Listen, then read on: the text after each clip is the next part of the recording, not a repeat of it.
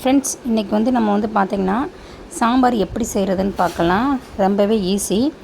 இப்போ வந்து பார்த்திங்கன்னா இதில் நான் பருப்பு, 5 தக்காளி பழம், வெள்ளைப்பூடு, வெங்காயம், ஜீரகம், பெருங்காயத்தூள், மஞ்சள் தூள் இதெல்லாம் போட்டு பருப்பு வந்து வேக வச்சு இறக்கி வச்சுருக்கிறேன். அப்புறம் வந்து பார்த்திங்கன்னா கத்திரிக்காய், முருங்கைக்காய், கேரட்டு, உருளைக்கிழங்கு இதெல்லாம் வந்து கழுவி நறுக்கி வச்சுருக்கிறேன்.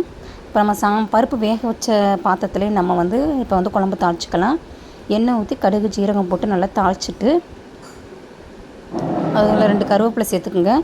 கருவேப்பிலையும் நல்லா தாளித்ததுக்கப்புறம் நம்ம நறுக்கி வச்ச காய்கறியெல்லாம் போட்டு அதே நல்லா எண்ணெயிலே நல்லா வதக்கி விட்டுக்கலாம். பருப்பு வந்து பார்த்திங்கன்னா நல்லா பாத்திரத்தில் நல்லா வேக வச்சு ஒரு 3/4 பதத்தில் நம்ம இறக்கி வச்சா போதும். பருப்பை ரொம்பவும் குழைய வைக்க வேண்டாம். ரொம்ப குழைய வச்சாலும் வந்து பார்த்திங்கன்னா பருப்பு வந்து நம்மளுக்கு வந்து சாம்பார் வந்து திக்காக இருக்கும்போது டேஸ்ட்டு வராது. இப்போ வந்து காயை வந்து நல்லா எண்ணெயில் நல்லா வதக்கி விட்டுக்கலாம்.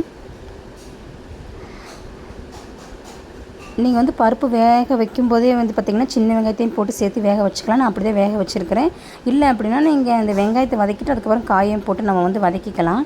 இப்போ வந்து பார்த்திங்கன்னா காய் வந்து நல்லா எண்ணெயிலே நல்லா வதக்கியாச்சு. இந்தளவுக்கு நல்லா வதக்கி எடுத்துக்குங்களா. இப்போ வந்து நம்ம வந்து சாம்பார் பொடி நான் வந்து பார்த்திங்கன்னா சக்தி சாம்பார் தூள் தான் யூஸ் பண்ணுறேன். சாம்பார் தூள் வந்து 2 டீஸ்பூன் போட்டுக்குங்க. அப்புறம் வந்து பார்த்திங்கன்னா காரத்துக்கு வந்து மிளகாய் தூள் வந்து 2 டீஸ்பூன் அதையும் போட்டுக்கலாம்.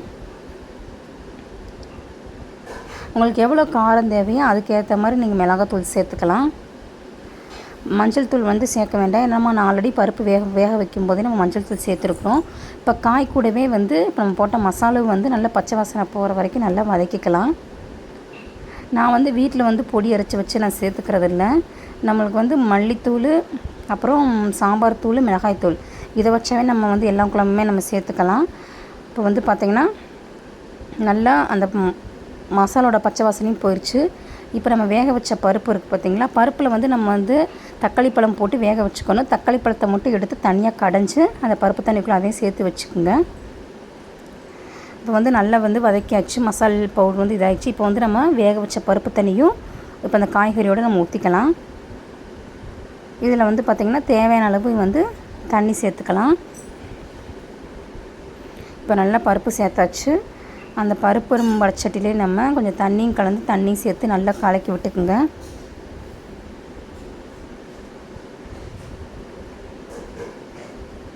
இப்போ இந்த சாம்பார் நான் வச்சுருக்க திக்னஸ் வந்து பார்த்திங்கன்னா பருப்பு வந்து ஒரு 200 கிராம் பருப்பு இருக்கும். சாம்பார் வந்து பார்த்திங்கன்னா கரெக்டாக 8 பேர் சாப்பிட்லாம் அந்தளவுக்கு சாம்பார். இப்போ வந்து கொஞ்சம் நல்லா திக்காக தெரியுது. ஏன்னா காய்கறிலாம் வேகும்போது சாம்பார் கொஞ்சம் வற்ற ஆரம்பிக்கும். அதனால் இது கூட வந்து பார்த்திங்கன்னா கொஞ்சம் தண்ணியும் ஆட் பண்ணிக்கோங்க. இப்போ தேவையான அளவு உப்பு இப்போ சேர்த்துக்குங்க. அப்போ தான் காய் வேகும்போது காயிலையும் உப்பு நல்லா சேரும். இப்போ உப்பு சேர்த்துட்டு உப்பு பார்த்துக்குங்க. அப்புறம் தண்ணி மிக்ஸ் பண்ணிக்கோங்க. இப்போ எல்லாத்தையும் நல்லா கலந்து விட்டுருங்க.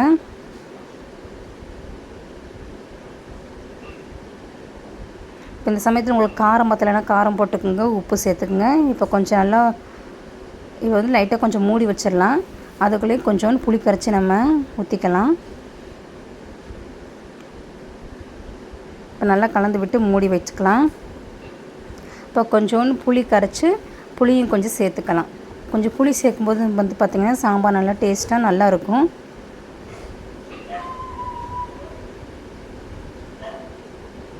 இப்போ புளி சேர்த்து குழம்பே நல்லா கிளறி விட்டு நல்லா சாம்பார் நல்லா கொதி வந்த உடனே இறக்கிட்டோம் அப்படின்னா நல்லா சுவையான டேஸ்ட்டாக நல்லா சாம்பார் ரெடி ஆயிரும். இந்த வந்து சாம்பார் வந்து பார்த்திங்கன்னா எல்லாத்துக்குமே நல்லாயிருக்கும்.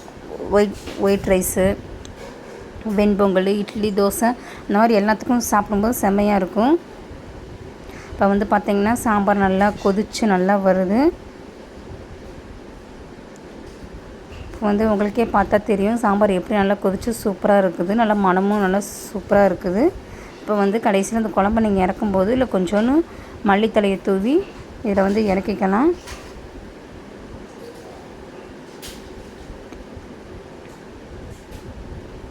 பார்த்திங்கன்னா சுவையான சாம்பார் ரெடி. இதே மாதிரி நீங்களும் செஞ்சு பாருங்கள். செஞ்சு பார்த்துட்டு எப்படி இருக்குன்னு சொல்லிட்டு கமெண்ட் பண்ணுங்கள். இந்த வீடியோ உங்களுக்கு பிடிச்சிருந்தால் லைக் பண்ணுங்கள், மற்றவங்களுக்கும் ஷேர் பண்ணுங்கள். Okay, thank you.